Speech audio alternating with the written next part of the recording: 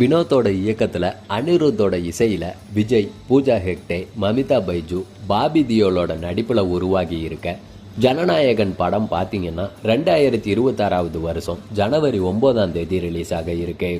இந்த படத்தோட வியாபாரத்தில் பார்த்தீங்கன்னா சில பல குழப்பங்கள் நடந்திருக்கிறதா கோலிவுட்டில் சொல்லப்படுது.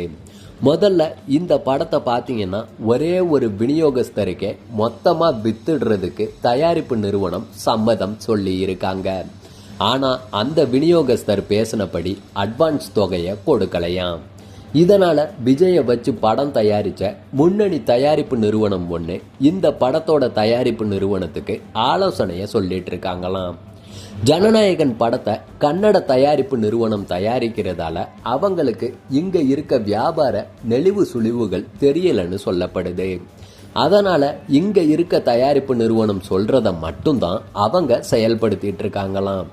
அதன்படி படத்தை ஒவ்வொரு ஏரியா வாரியா வெவ்வேறு விநியோகஸ்தர்களுக்கு பேசி முடிச்சிருக்காங்களாம்.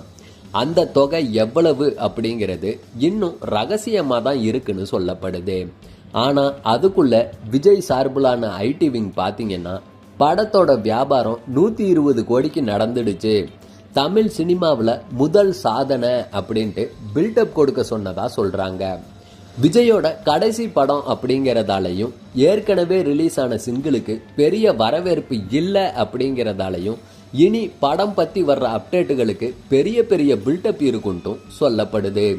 அதாவது மக்களை இதுலேயும் ஏமாத்தலாமா அப்படிங்கிறது தான் என்னோட கேள்வியாக இருக்கு.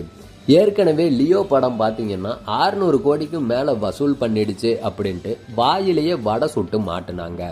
இப்போ இந்த படம் ரிலீஸ் ஆகுறதுக்கு முன்னாடியே 120 கோடி வசூல் பண்ணிடுச்சு, இதுதான் சாதனைன்ற மாதிரி சொல்லி இதுலேயும் பல பித்தலாட்டங்கள் இருக்கு அப்படின்ற மாதிரி தான் கோலிவுட் வட்டாரங்களில் பல இடங்களில் பேச்சுக்கள்ல அடிபட்டுக்கிட்டு இருக்கு.